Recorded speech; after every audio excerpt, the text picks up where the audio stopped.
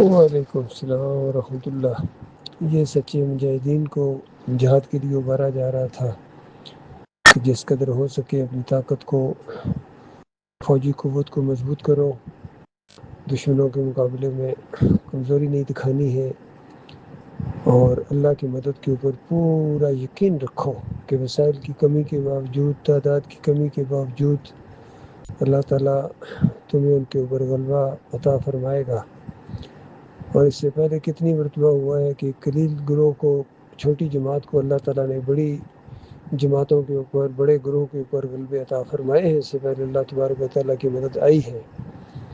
یہ مسئلہ ہے ایمان خالص کے ساتھ یہ سارے وعدے تھے۔ آج یہ جتنی مرضی اپنی فوجی چھاونیاں قائم کریں، جو مرضی کریں، چونکہ ان کے عقیدے کے اندر خرابی ہے۔ توحید کی بدائے شرک پر یہ قائم ہے۔ جو بھی ان کا لیڈر آتا ہے ان کو شرک کی تھپکی دیتا ہے اور ان کو ایمان خالص کی طرف نہیں آنے دیتا ہے۔ یہ سارے کے سارے شرک کے رکھوالے ہیں، توحید کے دشمن ہیں۔ تو ان کے لیے اللہ تعالیٰ نے جہنم کی آگ کو تیار کر کے رکھا ہے۔ ان کے لیے ان کے ذریعے کوئی بھی رنگ جہاں بدلی نہیں ہوگا، بلکہ ان کے ذریعے تو کفر شرک ہی پھیلے گا۔ اللہ تعالیٰ ان مخلص مومنوں کو سامنے لائے گا جو اللہ سے محبت کریں گے، اللہ ان سے محبت کرے گا، وہ اللہ کے راستے میں جہاد کریں گے، باہر نکلیں گے اللہ کی توحید کو پھیلانے کے لیے، کفر شرک کا رد کرنے کے لیے، مومنوں کے ساتھ مل کے اللہ کے راستے میں جس طرح سیسا پلائی ہوئی دیوار ہوتی ہے، اس طرح مومنوں سے محبت کرنے والے آپس میں بالکل نرم، اور کافروں کے لیے سخت۔ یہ موقع ہے اللہ کے بندوں، یہ دعوت اللہ کا پروگرام جاری ہے، اس میں شامل ہوں اور مل کے اللہ کی اس دعوت کو ہم ساری دنیا تک پہنچائیں تاکہ قرآن کا اصلی معنی اور مفہوم دنیا والوں کے سامنے آئے۔ ورنہ اسی طرح آیتیں شیئر ہوتی رہیں گی، نہ ان پر کوئی عمل کرے گا، نہ ان کا عمل کا ارادہ بھی نہیں ہے۔ یہ جو شیئر کرتے ہیں آج یہ جتنی اس طرح کی باتیں، لیکن ایمان خالص کا ساتھ دینے والے اور اس معیار کے اوپر پورے اترنے والے اور ایمان کے تقاضے پورے کرنے والے بہت ہی کم ہیں۔ ہر طرف شرک پھیلا ہوا ہے، کفر پھیلا ہوا ہے، مزار پرستی ہے، بت پرستی ہے، وطن پرستی ہے، قوم پرستی ہے، پیر پرستی ہے، امیر پرستی ہے۔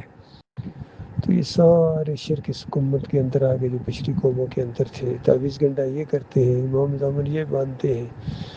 اور ابھی دیکھیے محرم شروع ہونے والا ہے، ہر طرف ان کی شبیریں لگیں گی، یا حسین کے پنجے لگائیں گے اپنے گھروں کے اوپر، چھتوں کے اوپر، اور ثابت کر دیں گے کہ ان کا ایک معبود نہیں ہے، ان کے 5 ہیں۔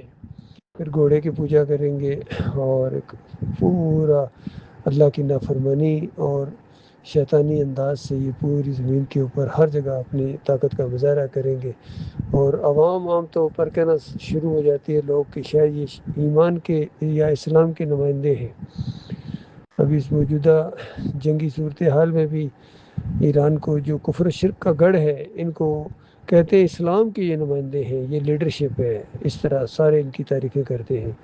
علی انجینئر ہو، طارق جمیل ہو، تقی عثمانی ہو، سارے لگے ہوئے کفر و شرک کی ان کو کوئی اہمیت ہی نہیں ہے کہ یہ کتنا بڑا ظلم ہے، اللہ کو گالی ہے۔ تو ان کو رحمت اللہ علیہ کہنا یا ان کو شہید کہنا جو کفر و شرک کے اوپر مریں، یا علی مدد کا نعرہ لگاتے ہوئے، یا رسول مدد کا نعرہ لگاتے ہوئے، یا غوث کو پکارتے ہوئے، جو مرے گا وہ شہید ہوگا۔ پوری دنیا کے پھول اس کی قبروں کے اوپر چڑھا دو، پوری دنیا کے لوگ اس کا جنازہ پڑھیں یا اس کو مفتی شہید کہیں، شرک کرنے والا ہمیشہ کی آگ میں رہے گا، ہمیشہ کی آگ میں رہے گا۔ یہ مسئلہ ہے اللہ کا بندہ۔